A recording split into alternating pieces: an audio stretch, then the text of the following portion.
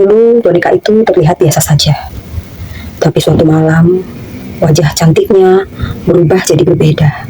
Awalnya semua ini hanya mimpi. Mimpi buruk yang kupikir akan segera pergi kalau aku sudah tambah dewasa dan tak lagi bermain boneka. Tapi tiba-tiba suatu hari, selamat datang kembali dan selamat merayakan dunia imajinasi. Hari tenggelam bersama sebuah permainan yang tak pernah kau duga. Awal dan akhirnya boneka itu akan selamanya bermain di hidupku.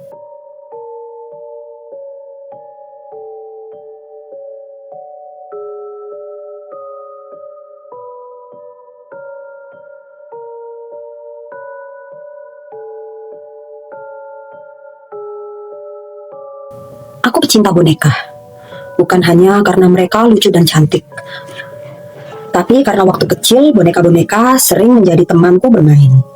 Mama dan kakakku tahu itu. Hampir setiap tahun, mama dan kakak selalu menghadiahiku sebuah boneka. Bagiku, selama mereka bisa duduk manis, tersenyum, dan bisa aku pakaikan baju kecil-kecil, mereka selalu terlihat istimewa. Semuanya berjajar rapi di atas meja belajar, di samping pembaringanku. Dan ada satu boneka yang tak pernah bisa aku lepaskan. Aku menamainya Rani. Rani itu bukanlah boneka Barbie asli. Rambutnya sering kusut, tubuhnya kaku, dan matanya agak-agak gimana gitu. Mata itu seperti bisa menatap langsung ke dalam isi hatimu. Tapi aku sayang sama Rani. Dia boneka pertama yang kuberi nama. Kubuatkan tempat tidur, dan bahkan kuajak bercerita sebelum aku tertidur. Setiap malam, aku berkata kepadanya, "Selamat malam Rani, jaga aku ya malam ini." Bertahun-tahun aku melakukannya, sampai suatu hari, di ulang tahunku yang ke-13, kakak dan mama berhenti membelikanku boneka. Mereka bilang aku sudah cukup dewasa untuk berhenti bermain boneka. Jadi mereka tidak lagi memberikan boneka untukku seperti tahun-tahun sebelumnya. Mereka pun memberiku hadiah lain berupa beberapa buku bacaan remaja, seperti novel, komik, dan ensiklopedia. Mama pun merapikan meja belajarku, menata buku-buku pelajaran di atasnya, dan menyingkirkan koleksi bonekaku dari sana. Ia memindahkan semua boneka kesayanganku itu ke atas lemari kecil yang ada di sudut kamar.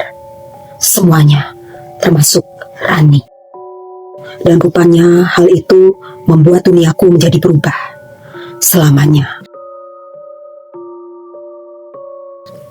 Suatu malam, di hari-hari pertama masuk SMP, aku bermimpi. Aku sedang berada di kamarku sendiri, tapi semua serba gelap. Lampu tidurku padam, gorden terbuka sedikit, menampakkan langit malam yang buram dan sedikit kelabu. Lalu aku menoleh ke tempat Rani biasa duduk, di atas lemari kecil. Kosong, dia tak ada di sana. Aku panik. Kepalaku menoleh ke kanan, dan aku melihatnya. Rani berdiri di samping tempat tidur, dengan kepala sedikit miring, dan senyuman yang lebar, terlalu lebar untuk ukuran boneka. Matanya pun tidak seperti biasanya. Bola matanya hitam legam, seperti lubang tak berdasar. Aku ingin berteriak, tapi mulutku terkunci. Tubuhku tak bisa bergerak. Dan saat itu, Rani pun berkata, "Kamu jahat. Kamu sudah tak mau bermain denganku lagi." Aku terbangun dengan napas terengah-engah. Keringat dingin membasahi seluruh tubuhku. Segera aku nyalakan lampu tidur dan melihat ke pojok kamar. Rani ada di sana, di sudut kamar, di atas lemari kecil, seperti biasanya. Tapi rambutnya tampak lebih rapi, dan bibirnya seperti melengkung ke atas, tersenyum. Aku tetap berpikir positif. Yang kualami tadi jelas hanya mimpi. Tapi malam-malam berikutnya, mimpi itu kembali. Aku bermimpi memberikan sesuatu pada Rani. Sesuatu yang hangat, merah, dan basah. Segumpal daging. Paginya aku terbangun dengan rasa perih di telapak tangan. Saat kulihat ada bekas gigitan, aku pun mencari Rani, dan dia kini duduk lebih dekat ke bantal tidurku.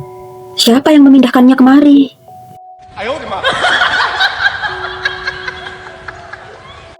Di malam-malam berikutnya, mimpi-mimpi itu makin memburuk. Tengah malam yang sunyi, saat desau angin merasuk masuk ke celah jendela, aku mendengar suara. Ada langkah kecil di balik plafon, seolah sesuatu yang ringan berjalan pelan. Aku berusaha dan bersikeras untuk bisa tertidur, namun aku merasakan selimutku bergerak. Dan ada napas hangat terasa di leherku, tapi tak ada siapa-siapa saat ku buka mata. Paginya aku bercerita pada mama. Kataku, aku merasa dihantui oleh Rani, Ma. Dia benci padaku, karena aku sudah tak pernah bermain dengannya seperti dulu. Tapi mama malah tertawa. Mungkin kamu kebanyakan nonton film horor, katanya. Tapi aku yakin, mimpi buruk itu bukanlah hayalan. Berbagai mimpi buruk yang terus menghantui itu membuat jam tidur malamku jadi berkurang. Maka aku pun sering mengantuk di siang hari. Sampai akhirnya aku jatuh sakit dan terbaring di UKS sekolah. Bu guru menelpon ke mama. Mama bilang kalau mama baru bisa menjemputku 1 jam lagi. Maka aku pun menunggunya di ranjang UKS sampai rasanya tak tahan lagi dengan serangan rasa kantuk yang mendera mataku. Pelan-pelan mataku pun terpejam, perlahan-lahan dan semakin dalam. Tapi tiba-tiba Rani muncul dengan senyum lebarnya yang tak pernah kulihat seumur hidupku selama aku bermain dengannya sejak aku masih kecil. Senyum lebarnya itu menampakkan gigi yang besar dan tajam, seolah mengancamku dalam diam.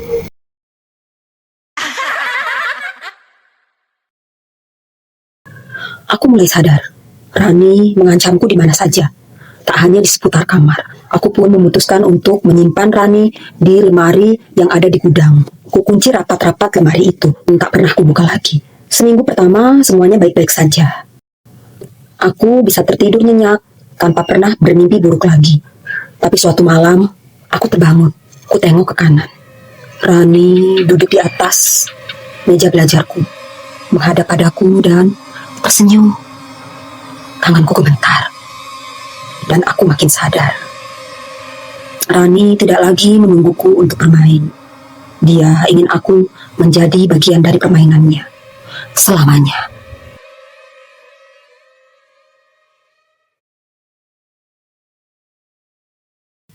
Sekarang setiap malam aku tidur, aku mendengar suara kecil dari sudut ruangan. Bunyi lirih seperti suara boneka plastik yang berjalan pelan. Dan suara itu selalu mengatakan hal yang sama. Selamat malam, aku jagain kamu ya. Seperti dulu, saat kamu masih kecil. Kamu punya boneka kesayangan yang selalu menemanimu dari kecil sampai sekarang saat kamu remaja atau bahkan saat kamu sudah dewasa. Apa boneka kesayanganmu itu pernah kamu tinggalkan? Ceritakan pengalamanmu dengan boneka kesayanganmu di kolom komentar. Jangan lupa like, share, komen, dan subscribe ya. Selamat merayakan dunia imajinasi.